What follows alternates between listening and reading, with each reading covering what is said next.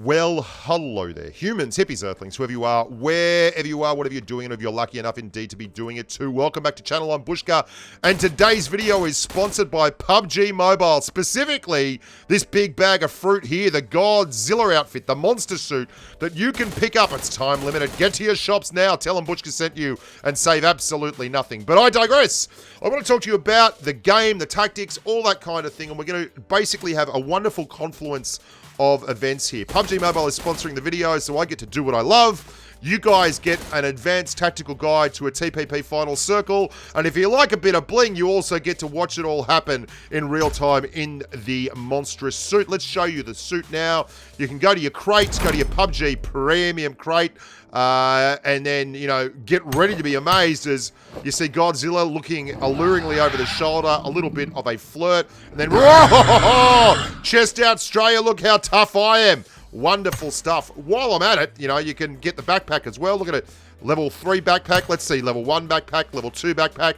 So if you need to put your cut lunch and a couple of books in there before you head off to lessons, what a wonderful time to be alive. Or indeed, if you're an IT geek like me and you just like to head to the office looking red hot, then this could be the bag of fruit for you. If you want to save Tokyo from some giant, you know, three-headed monster, this could also be a pretty good option. Good suit for that.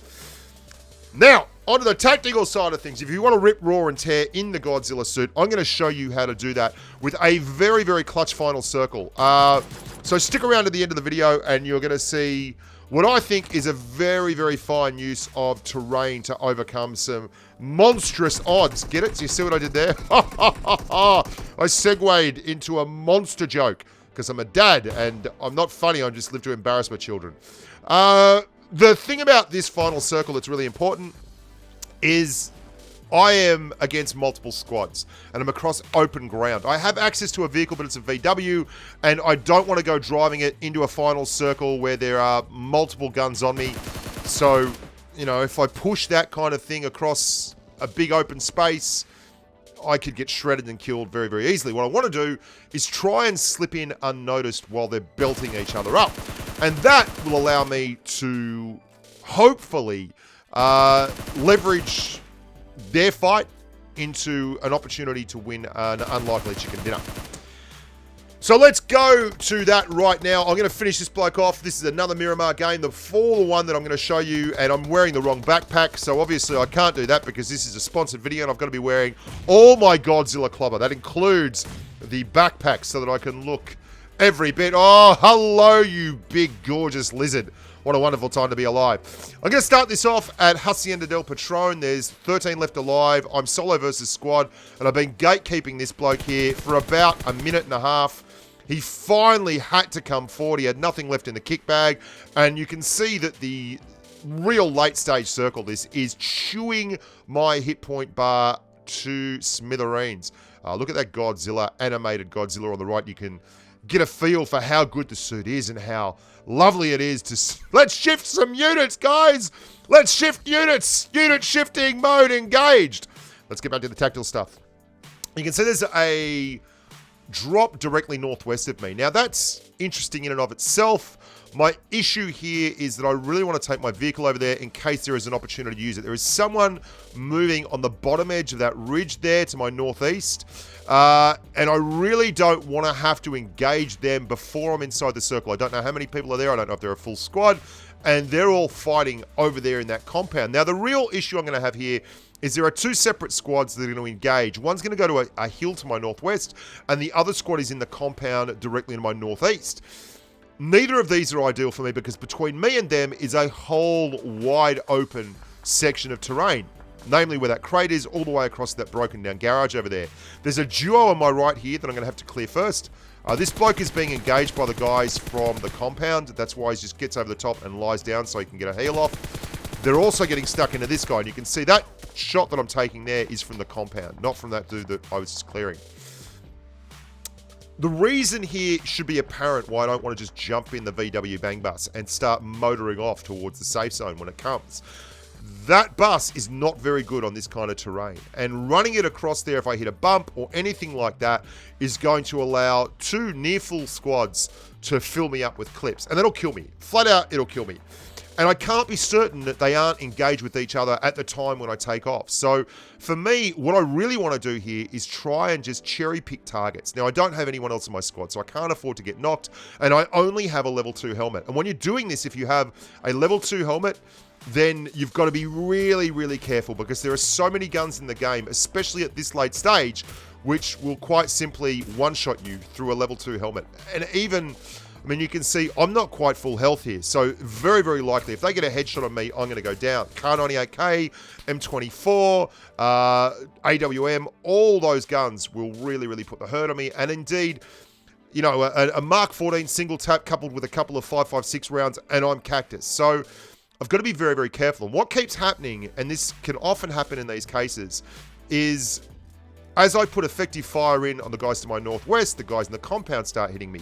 And as I put effective fire in on the guys in the compound, the guys in the northwest start hitting me. And what this means is I'm not going to really focus on getting kills here. I'm just being a menace. I want them to be as inconvenienced as possible. There we go, straight away. The guys on the right are now looking at me because neither of them can see each other. They can only see the ridge lines. This is a real worry for me. So what I want to do is wait until the circle shifts. If you look at the circle position is going to shift towards the guys behind the truck there at my 330. And that means the guys in the compound are going to have to make a move up. Again, they're engaging me. This is the problem. I want to wait until the circle starts pumping, as close as possible to the circle starts pumping, and then I am going to move across towards that crate. Now, the crate is the only safe space I have on the map before that garage over there. That's both inside the circle, and this is where I make my decision not to get in the VW. There's 3 seconds to go. Getting the VW up that hill, it's not the most accelerator-friendly car. It's very, very easy. It's got no armor. I'd rather take my chances running in, and I line up just behind this tree here, so that what I can in fact do is, you know, have a little bit of camo, a little bit of soft cover between me and the guy up there at the car. Hard to hit, very hard to hit someone being that elusive, and I don't have any more time to go. Let's just get it done. So I'm running in actually behind the blue line. That is not an unintentional thing. People tend to look at the blue line itself. Someone is shooting me, and now they're starting to realize I'm here. If I was in a car, I would have stood out like a sore thumb, and I'm taking fire from both squads right now. Both squads are into me, and this is why I didn't want to drive the VW. You can see there's a guy there at my northeast 15. He is firing. There's 2 there, in fact. There's 3 on top of the ridge, and then there's me. Now, I'm going to have a target of opportunity as I move in. I'm going to see knocks in the kill feed. See how there's that knock there? There's a guy moving up the hill. This is perfect for me. There's 2 knocks there now up near the truck. If I can get the last guy behind the truck, there's still a lot of people left alive. There's 2 duos up there. But if I can hit the last guy up behind that truck, I'm going to clear his knocked teammate, and that gets rid of 2 people immediately and leaves me just the 1 squad left that's rotated up from the compound. And that right there is really just thinking through the game in a next meta kind of thing. You don't have to clear targets all the time. You have to take good shots, and you don't have to expose yourself for kills all the time. You have to really play the game to maximize your opportunity to get across the line and get that chicken dinner. And that's exactly what I'm doing here. I've gone from being outside the circle behind a tiny bit of cover, let those guys engage each other. I've cleared the last target on the left to get rid of him and his knocked teammate, which is a great target of opportunity. And now what I'm going to do is wait till I find out where both of these guys are. I'm third party peeking the top of this ridge line. There is someone on my right, or at least I suspect there's going to be someone on my right, and they have to move in that circle. I'm well and truly safe here. There is no reason for me to engage these guys. I am very, very aware that there's 2 of them. So when I see one, I take some shots. That's great, but I'm immediately back behind cover. And a good thing I am back behind cover, because you can see that as I pull back, bang, the guy on the right pops. Excellent. Now, you don't always have to peek sideways out from these buildings. What you can do is actually pull back away until your line of sight locks in on the top of that ridge line over the top of the obstacle that you're looking through. And this will allow you, as I pull back here, this will allow me to get the shot in without him actually seeing me become visible. Here we go. So I would only pop in his line of sight there as I withdraw, as my gun actually gets on the target, and then leverage that into his mate having to get up to revive him, and we get a chicken dinner out of it. I hope you guys take something away from that. Thanks very much for watching, and thanks to PUBG Mobile for making the video possible. It's great to be able to do something you love for a living. Look after yourselves, humans. Be nice. Buy some units. Shift some Godzilla suit units. And until next time, stay safe on the battlefield.